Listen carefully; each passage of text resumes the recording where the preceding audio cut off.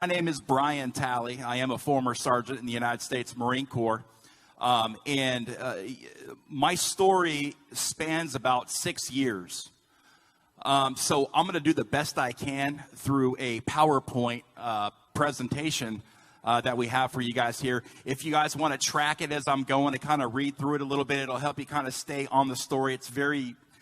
It's a crazy story, and it's something that you'll really need to engage in to kind of completely understand how it all unfolded and what the events were that led up to me taking on Congress and the Department of Veterans Affairs.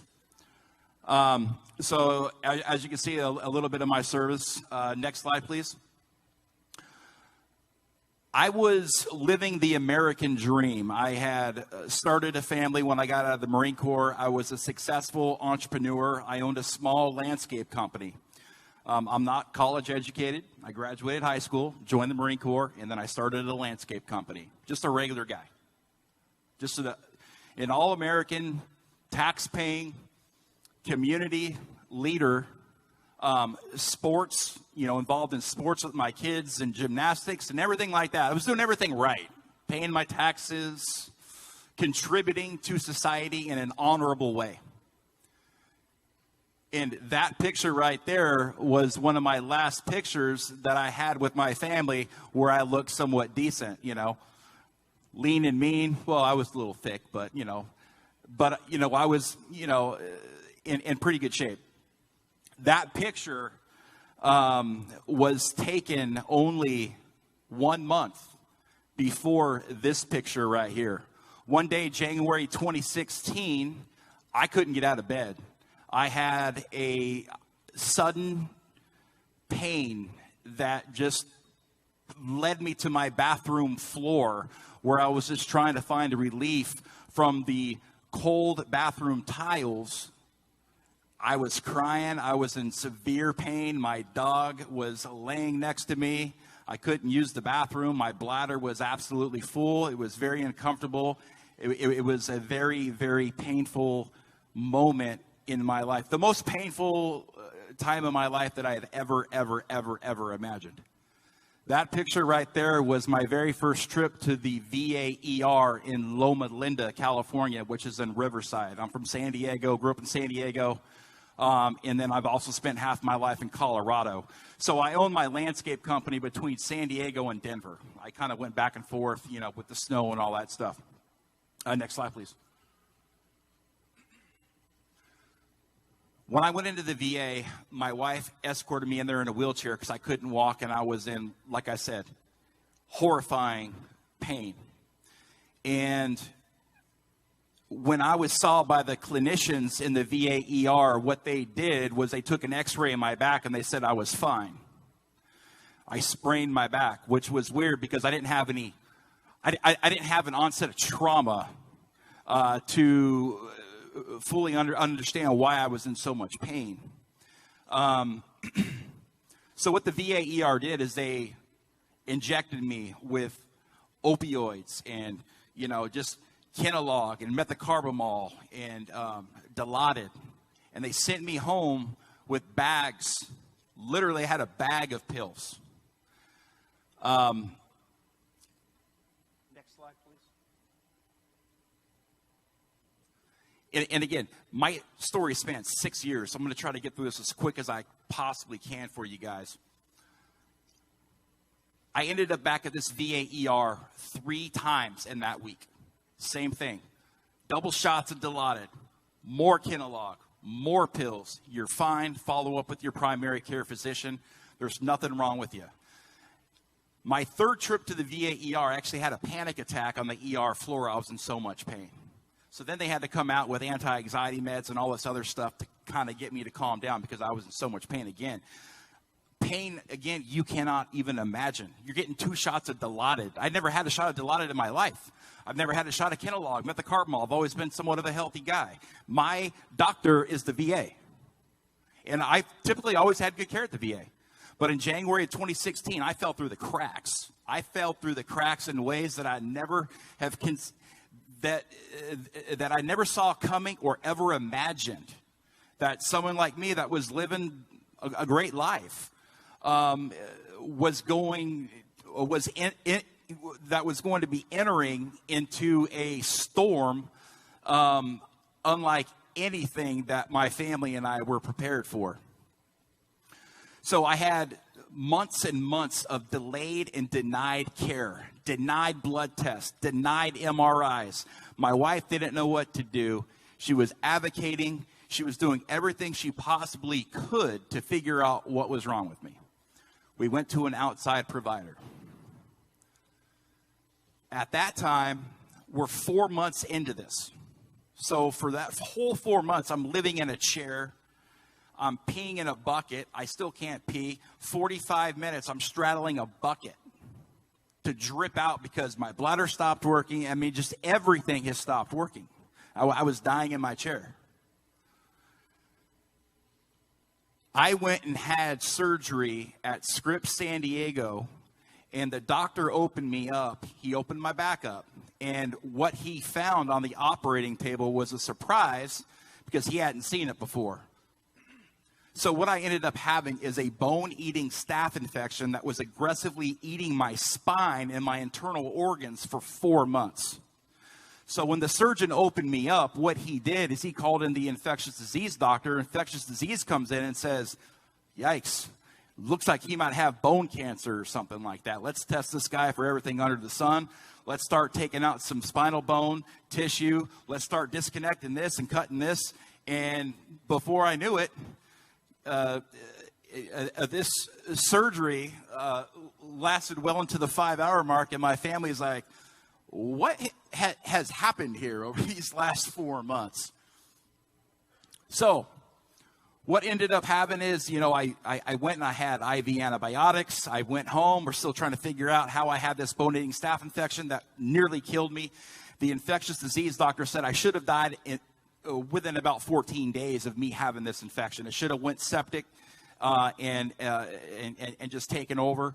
But thank God, I'm still here today, and I have made it through my storm to tell this story because it's something that has forever changed my life and for the life of all veterans in this country. After my surgery, I went back to my chair. I was no longer me. I was no longer this happy, outgoing, just solid guy that just was winning at life. And I started battling a lot of anxiety and depression and isolation, and I was in pain. I was still in so much physical pain, emotional pain. And because of this infection lived inside my body for so long, it did a lot of permanent damage inside my spine, my neck, my bladder, kidney. So, I was battling this pain. So what happened was we ended up filing a federal tort claim for medical malpractice and gross negligence causing permanent injury and nearly my death. And we were going to sue the VA. And, for, everything that you see there, for a loss of earnings, by now we're about 1.5 years into my story, okay? I ended up losing my business, my equipment, my work truck, my family vehicle. My wife did everything she could do to stave off financial ruin. And when we filed our tort claim, the VA called me and they said, hey, look, we failed to meet the standard of care. There was a breach in liability. We are settling your claim. You're not going to lose it all. That gave us some hope. That gave us some, okay, look, we're going to be able to get our family vehicle back. I'm not going to go back to being a landscaper because that was, some tough work. But I was a very hands-on guy, so I didn't always do the labor. But still, that's a very, tough job on a body. And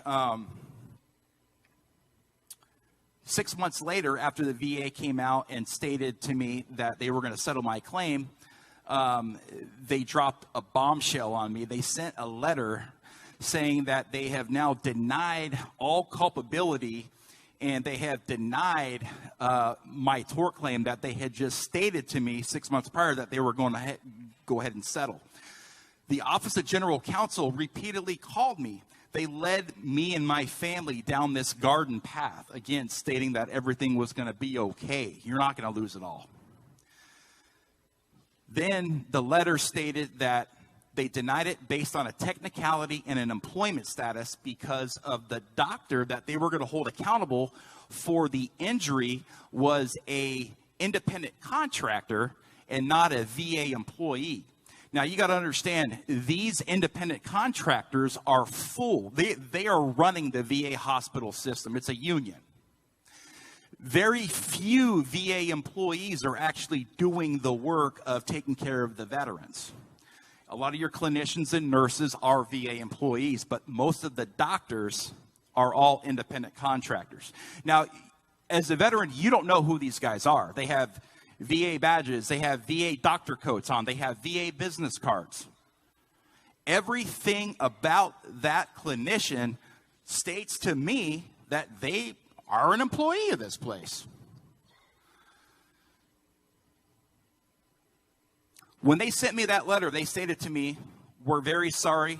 It's an independent contractor." And by the way, what they did was very fraudulent and criminal, because how they came to this conclusion is they cherry-picked who the fall guy was going to be in my case. 9 clinicians failed to meet the standard of care. 1 was an independent contractor. They put the blame on her, threw her under the bus, did an about face, and left me and my family holding the bag. Now, the letter also said that I needed to sue this clinician in state court. The day I received my letter, I was 3 days past the California state statute of limitations to bring suit against this independent contractor. So what the VA has cleverly done since 1946 is this loophole that I'm getting ready to explain to you. They bring in independent contractors. They screw up. They cherry pick. They find out who the independent contractor is. They place the blame on them. And then as soon as your state statute of limitations expire, you will typically get a letter stating that you need to sue. Boom, all of a sudden, you are stripped of your legal rights. You are stripped of your right to due process. So now you've been put on your knees due to medical malpractice and gross negligence due to no fault of your own. Now they go for the kill shot with the legal malpractice. So what do? I'm done. I go back to my chair, and I was just crying every single day, and I was a very tough man. But this had humbled me in ways, again, that I could have never seen coming or ever imagined, because my life had been forever changed. Living in pain, living in just agony. I went to my congressman, and I said, there's some really bad stuff going on in the VA. And what they did to me is criminal, and it's fraudulent, and it should never, ever, ever happen again. So I went to Congressman Duncan Hunter, and he became engaged. He's a former Marine, combat veteran, and he says, "Oh yeah, this is horrible. I'm going to write some letters, and we're going to get to the bottom of this." 2 weeks later, he's indicted on federal charges. So now I lost my congressman. So now I have no voice. Medical malpractice, permanent injuries, nearly my death, on the verge of losing everything. No voice in Washington. So I let that simmer for a couple months, and I couldn't live with myself in my chair anymore. 40 pills a day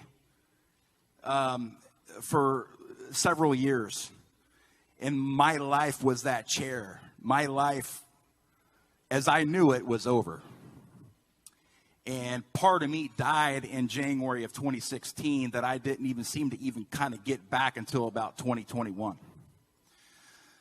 So, from my chair, and with the little bit of education that I had with my entrepreneurial mindset, I was a good landscaper, and I was a good Marine, and I knew how to communicate with folks. So what I did is I put that all to work. And I said, if I'm not going to have a voice in Washington, I'm going to create my own. I'm going to create a grassroots effort, and I will draft my own bill, and I will send it out to 300 members of Congress. So I did just that. I heard back from 0 members of Congress. That many right there. So I went to my wife. We didn't have many credit cards left because here we were, several years into this, debt. Just everything was going wrong. And then here I am. I need $800. I'm going to D.C. No, you're not. Yeah, I am. I've got a bill to deliver. And so we put it on a credit card. I took a red eye to D.C. in pain. I filled up my pockets full of pain pills and anxiety meds, and I hand delivered the bill that I drafted in legislative congressional form to the very steps of the Capitol building, to these folks that are sworn to protect us and our legal rights as Americans. I walked the halls of Congress going door to door, urging lawmakers to change this outdated law that has destroyed the lives of veterans and their families for generations. I saw several members of Congress on this one-week trip. Within 30 days, this broken Marine landscaper who has been through the ringer and thrown to the wolves, right there, absolutely just thrown to the wolves, had a bill introduced in Congress, H.R. 7105, 115th Congress. Congressman Dave Bratt, Tea Party guy. That bill would die in Congress because he put the bill in late in the 150th Congress. So in January of that next Congress, I showed back up to D.C. again for a second time. Pain pills, anxiety meds, and now I had H.R. 7105 in hand, and I had my original bill in hand. I went door to door, urging lawmakers to change this outdated law, again, that has destroyed the lives of veterans and their families for generations, and this legal loophole has got to end. It's criminal, it's fraudulent, and this should not be happening to anybody, let alone veterans, and to the very people that are sworn to protect us in these VA hospitals, in the Office of General Counsel, and everything that it may be. So I ended up getting another champion, Mark Meadows, Congressman Mark Meadows, North Carolina, who would end up becoming the chief of staff of President Trump. Now my bill gets political because nobody wants to sign on to the bill because they all hate Mark Meadows. So here I was now. I am in shark-infested waters in Washington, D.C. as a Marine landscaper that's broken, that's trying to stand up for 20.2 million American veterans. So, oh yeah, that was me right there. Look at that. And I'm sorry, guys. I don't want to take a lot of, I know that there's time constraints here, but I'm going to talk, and if you guys need to leave, I totally understand that. And sometimes I get brain fog from all the pills I've been on and stuff like that too. Plus, it gets a little emotional.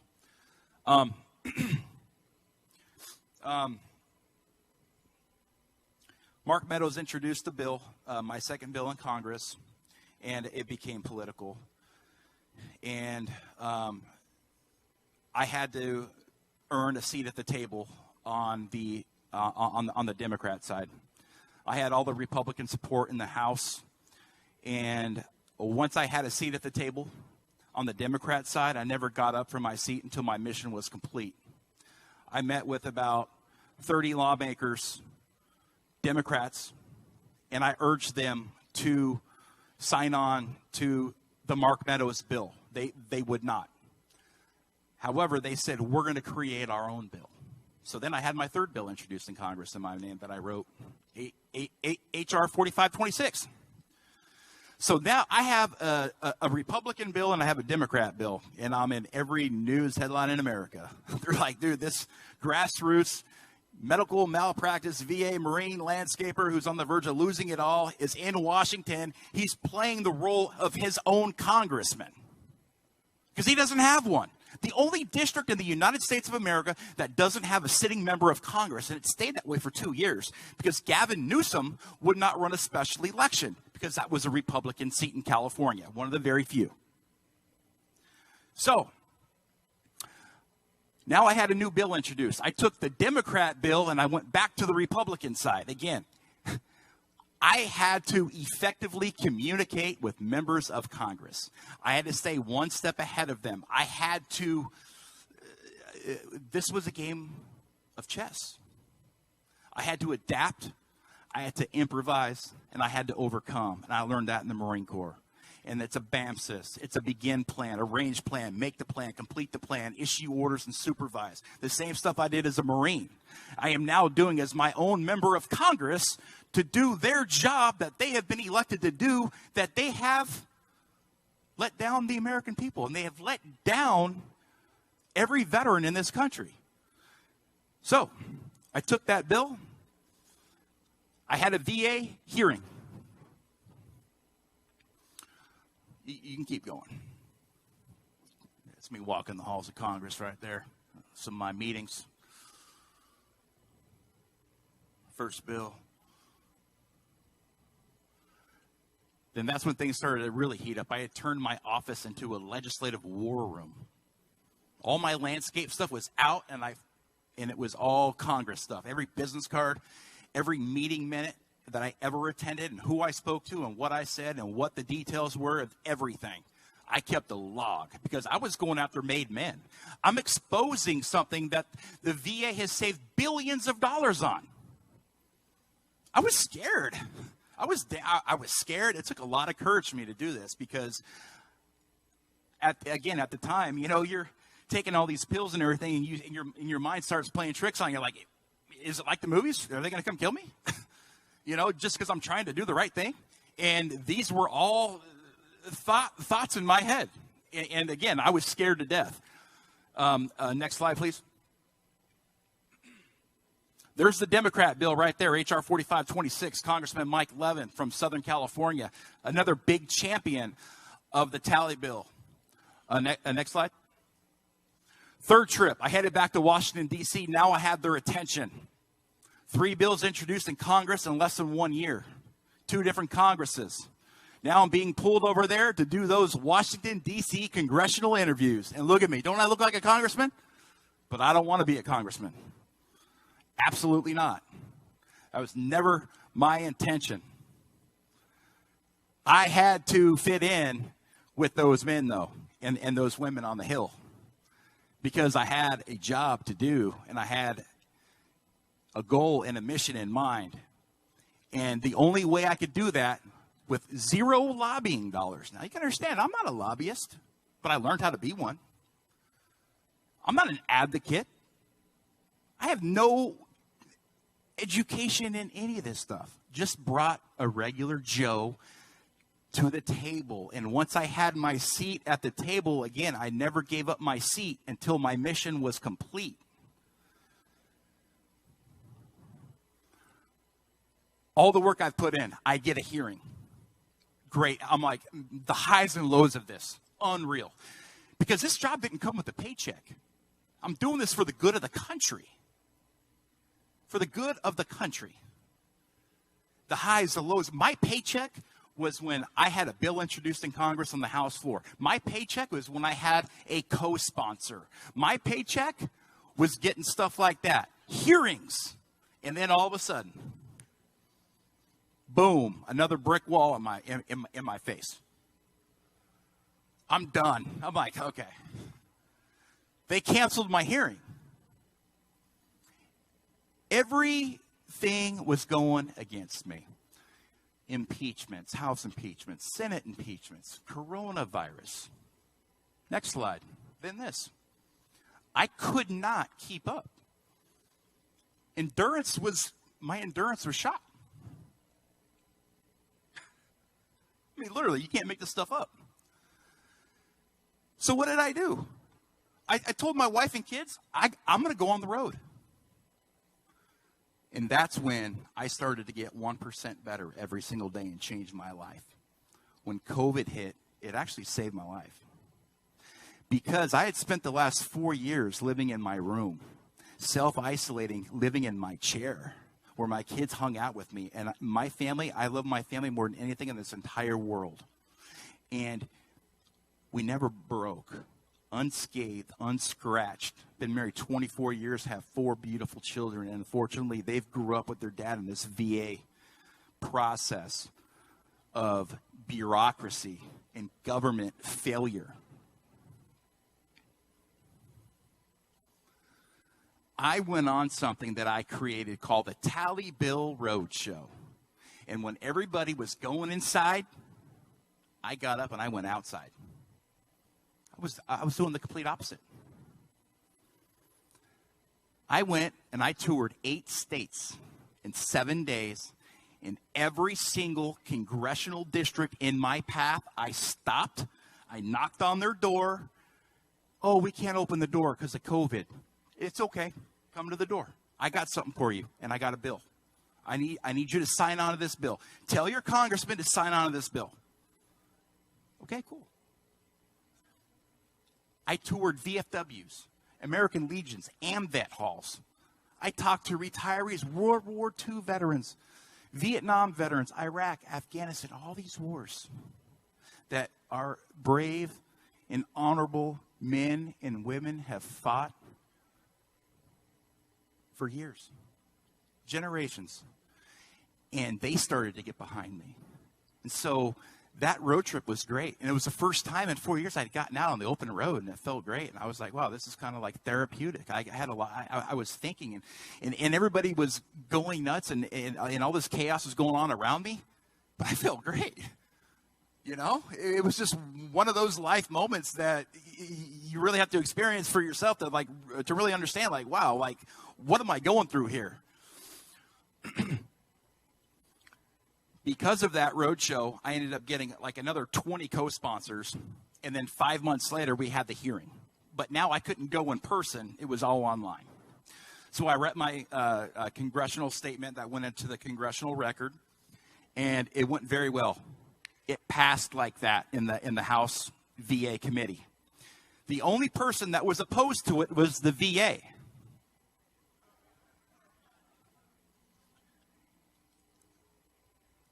So once I passed the House, I remember when, because I've been to D.C. now 4 times, soon to be my 5th, and I had made really good friends with a couple of senators because I knew that was going to be my next step. Again, I was playing chess with these guys because I had to strategize every single move because I knew the play before it happened. I knew the play before it happened.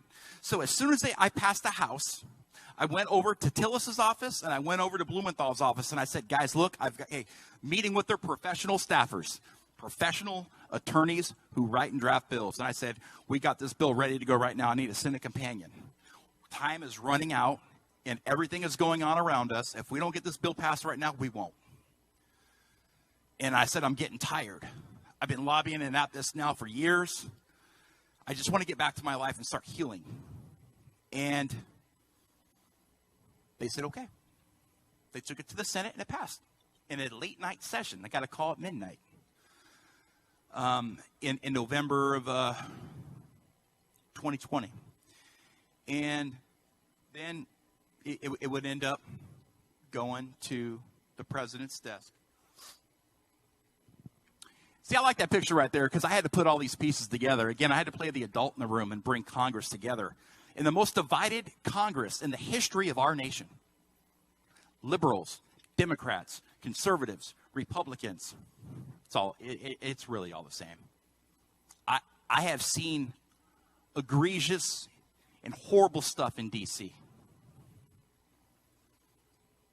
It's horrible how things are ran there. And for a guy like me to stand up again with zero, just experience, just real life value, just real life experience, to have a seat at that table and never give up my seat because I knew how to speak to them, because I kept my calm. I talked in third person because I never wanted for them to say, oh, this guy's coming in here and he's unruly. No, because I wasn't working for myself. I was working, again, for the 9.5 million American veterans that are currently enrolled in the Department of Veterans Affairs for medical health care, plus an additional 10.5 million that aren't in it yet. But still, there's 20.2 million American veterans that I was initially, that I was fighting for. And I couldn't go in there with any political. I went in there completely nonpartisan. I'm in there, and I'm, identifying with everybody, with every walk of life. And then on January 5th of 2021, President Trump signed my bill into law. And that was a very good day for me. I was supposed to.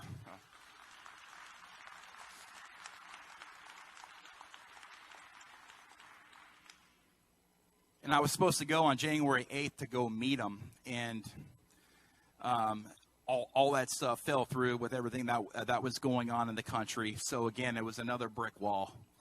And the cool thing about my story is I never stopped. I never quit.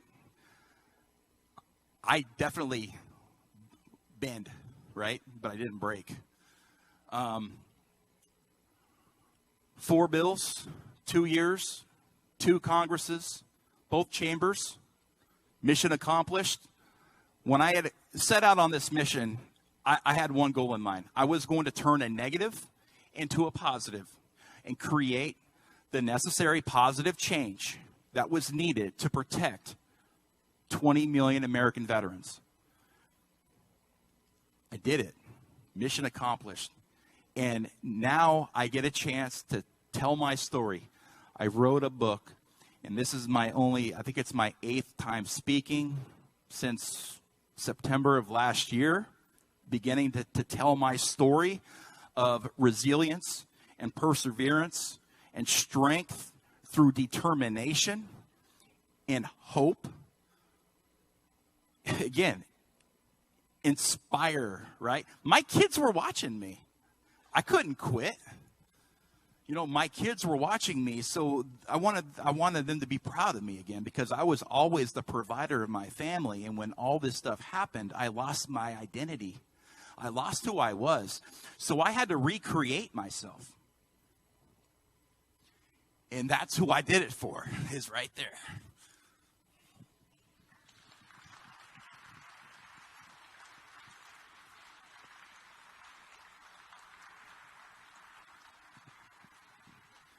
Thank you guys for being here today. I appreciate it.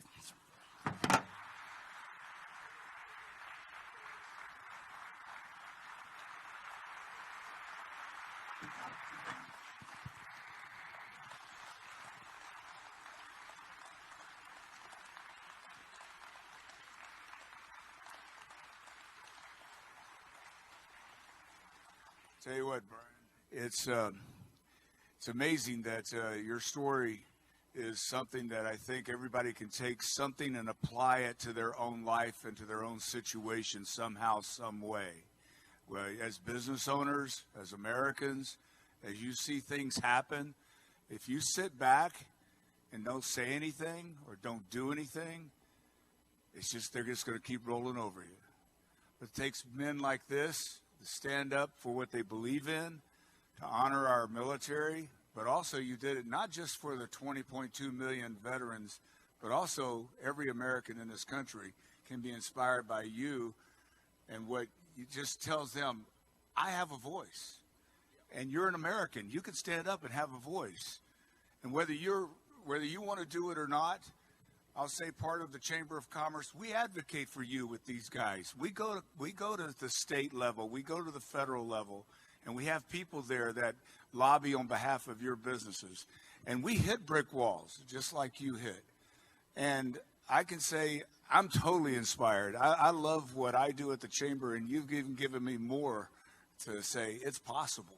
Nothing's impossible. I'm going to give you a hug, man. You're awesome. God bless you. And hang on, right? Why don't you go? We got some Big Stick bourbon made by a Marine in my office. You want to come by and fill that up? Come on by. We'd love to have you, but thank you very much. He's going to be out. You're going to be out front with your book, and he'll talk to you and give out a few autographs, I think. So thank you very much, very much. Appreciate you. Stick around. All right. God bless. Brian Talley, everybody.